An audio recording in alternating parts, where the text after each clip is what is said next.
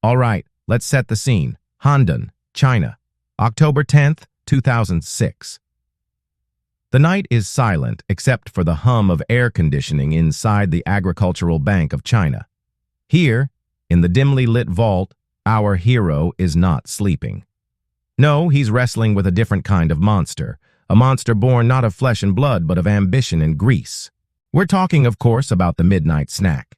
Now, for most people, a midnight snack is a bag of chips or maybe a leftover spring onion pancake. But for our hero, a man whose name happens to be Ren Xiaofeng, a midnight snack is 200,000 yuan in cash. That's about 25,000 US dollars. And the reason? Well, let's ask our dear old friend Greed. You see, Ren isn't some poor sap working overtime to make ends meet. He's the vault manager. His job is to count stacks of money. In fact, his life revolves around it. And when you spend every waking moment around money, it starts to itch. Your fingers start itching. You start wondering, what if? What if I took just a little bit? After all, there are cameras everywhere, alarms, guards, and the most important ingredient of all, fingerprints. Money's heavy. You sweat. You fumble. It's easy to imagine Ren standing there, 200,000 yuan in hand, sweating bullets, hoping against hope that his fingerprints don't show up. It's like trying to rob a casino. Except, well, he is robbing a casino. This isn't just a story about money. It's about risk. It's about greed. It's about the razor-thin line between brilliance and stupidity. And it all comes down to this. How do you steal from the very vault you manage without raising suspicion? Before we find out how Ren does it, though, we need to talk about the vault itself. Now, the Agricultural Bank of China is no small-town institution. With branches all across the nation, it's a pillar of the Chinese financial system. So surely such a pillar would have vaults so advanced you'd need a Geiger counter to get through the door, right? Wrong. At its Handan branch, security is shockingly outdated. The vault is locked, yes, but it's hardly Fort Knox. It's accessible, monitored, sure, but hardly invincible. The man in charge of it, well, let's call him ambitious. See, Ren wasn't poor. He wasn't desperate. What drove him was something far more dangerous, the temptation to test the system. Not because he needed the money, but because he could. And in 2006, he found his opening. You see, the bank's cash stockpiles weren't exactly Fort Knox either. They were rarely checked in detail. Sure, accountants came in, did some sums, punched numbers into a spreadsheet, stamped a seal of approval, and left. But nobody bothered to verify every stack of bills. Nobody looked closely at the serial numbers. Nobody counted the bands. And if Ren had been an ordinary man, he probably wouldn't have thought twice about it. But he wasn't ordinary. He was ambitious, reckless, and curious. So he decided to push the system. His first foray into high-stakes snacking was, well, let's call it an appetizer. He took 200,000 yuan, just a drop in the bucket of the bank's assets. But it was enough for Ren to get his bearings, so to speak. How hard was it to remove 200,000 yuan? Well, let's say not hard enough. The next time he tried it, he doubled the ante. Then he doubled it again. Soon, he was regularly sneaking into the vault under cover of darkness. And making off with enough money to buy, well, let's just say enough to buy a lot of lottery tickets.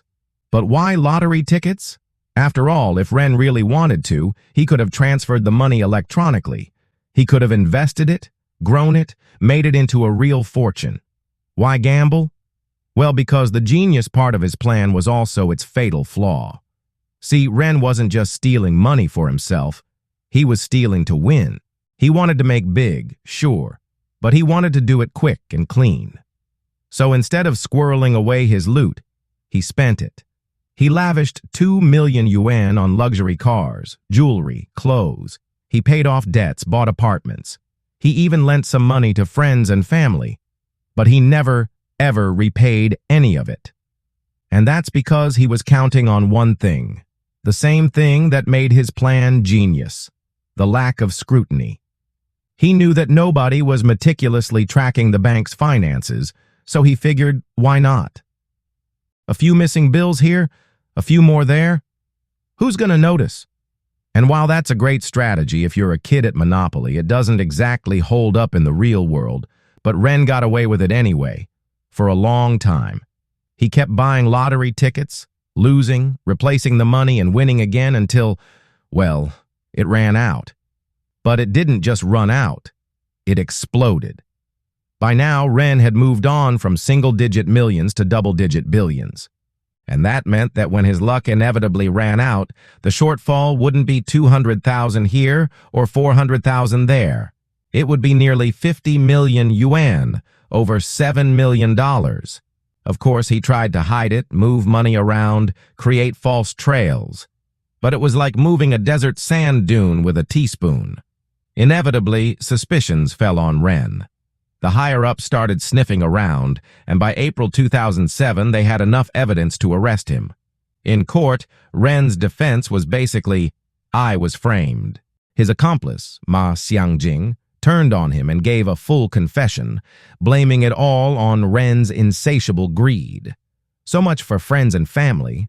The rest, as they say, is history. The Chinese courts wasted no time bringing the hammer down. Both Ren and Ma were given death sentences. And that might sound like a harsh punishment for a couple of silly kids testing the system, but then you remember what was at stake. Nearly 50 million yuan, a sum so staggering that it shook the Chinese banking industry to its core.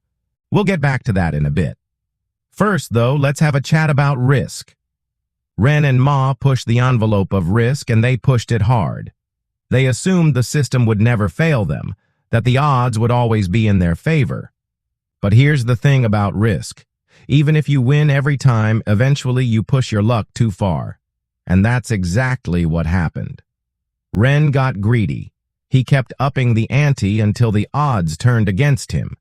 And when they did, he had nothing to fall back on. He gambled everything on a lucky streak and lost. Now, you might be tempted to dismiss this as a cautionary tale, the usual stuff about greed and gambling and don't try this at home. But I think there's something deeper going on here. I think Ren's story raises a fundamental question about decision-making. In a world where nobody seems to notice anything, where systems break down and rules go unenforced, what's stopping you from taking advantage? After all, it's not like the money is locked up in a safe somewhere. It's right there in front of you, sitting on shelves, practically begging you to take it. How hard is it to remove a few bills? Maybe not hard enough. How hard is it to replace them?